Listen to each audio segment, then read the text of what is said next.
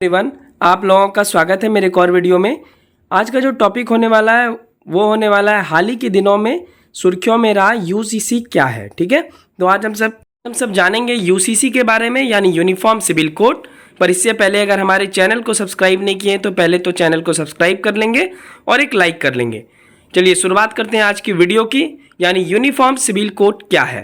तो इसकी अगर एक्सप्लेनेशन की बात करें तो सभी धर्मों एवं मान्यताओं वाले नागरिकों के लिए निजी जीवन संहिता एक समान हो, अर्थात विवाह, तलाक, उत्तराधिकारी आदि से संबंधित कानून एक समान हो। ऐसा नहीं हो कि हिंदू के लिए अलग है, मुस्लिम के लिए अलग है, सिख के लिए अलग है, जैन के लिए अलग है। यानी यूनिफॉर्म सिविल कोड लागू होने से जो भी धर्म के निजी कानून हैं उनसे ये ऊपर उठ के रहेगा। ठीक है, यानी हिंदू के लिए कोई निजी कानून है, मुस्लिम के लिए कोई निजी कानून है, ईसाई जैन के लिए कोई निजी कानून है, तो उनसे ऊपर उठकर रहेगा यूनिफॉर्म सिविल कोड। ठीक है, चलिए इसके बारे में कुछ और भी जानते हैं हम सब। तो यूनिफॉर्म सिविल कोड का डिफिनेशन की बात करें तो अगर ये लागू होता है तो विवाह, तलाक और उत्तराधिकारी का संबंध, जितना भी ऐसे तत्व हैं, ये सब धर्मों के लिए समान हो जाएंगे। ठीक है, तो जैसे कि अलग अलग धर्म में अलग अलग तरीके से तलाक देने का प्रबंध है, वो सारे खत्म हो जाएंगे और यूनिफॉर्म सिविल कोड लागू होने से ऐसा संभव हो पाएगा।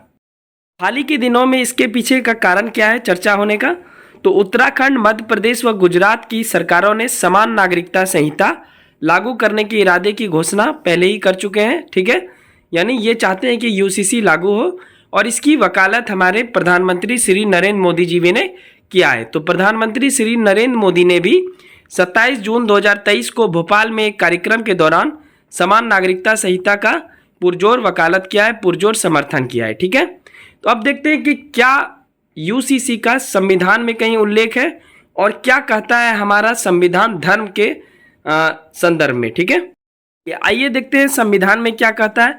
क्या भारतीय संविधान का हिस्सा है यूसीसी?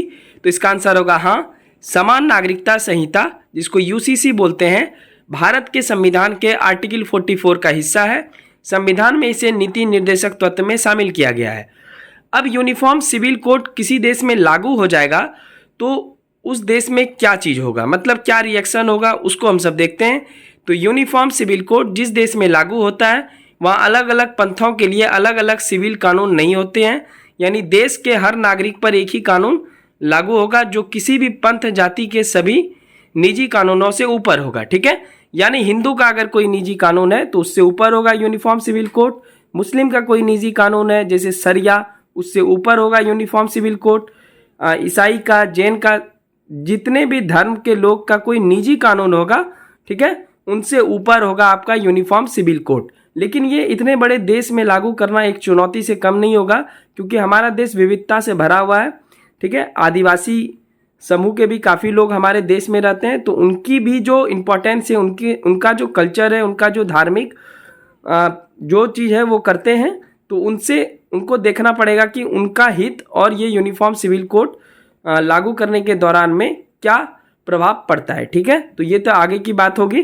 तो मुख्य रूप से बात यह है कि यूनिफॉर्म सिविल कोड एक ऐसा कानून बनेगा जो कि सभी धर्म में बराबर होगा, सभी धर्म में विवाह और तलाक, उत्तराधिकारी का कॉन्सेप्ट एक होगा, मतलब एक समान होगा। इसी को बोलते हैं यूनिफॉर्म सिविल कोड। ठीक है, तो चलिए यही था आज का वीडियो अच्छी लगी हो तो चैनल को सब्सक्राइब करेंगे और ऐसे वीडियो पाने के लिए हम एक प्लेलिस्ट बना देंगे जिसमें लिखा रहेगा हाल ही के दिनों में सुर्खियाँ, या सुर्खियाँ भी मैं लिख दूंगा, तो आप सब समझ जाएंगे कि ये हाल ही के दिनों में चर्चा का विषय है। तो छोटे वीडियो के माध्यम से हम सब इम्पॉर्टेंट पक्ष समझेंगे और एक एक करके जितने भी अगर कोई इम्पॉर्टेंट चीज़ आता है तो वो मैं उसी प्लेलिस्ट में ऐड कर दूंगा। ठीक है, तो सुर्खियाँ उस प्लेलिस्ट का नाम होगा, आप जरूर उसको देखेंगे। चलिए मिलते हैं नेक्स्ट वीडियो में। वीडियो अच्छी लगी हो तो चैनल को सब्सक्राइब करेंगे और एक लाइक कर लेंगे। तब तक के लिए thank you, bye bye and take care.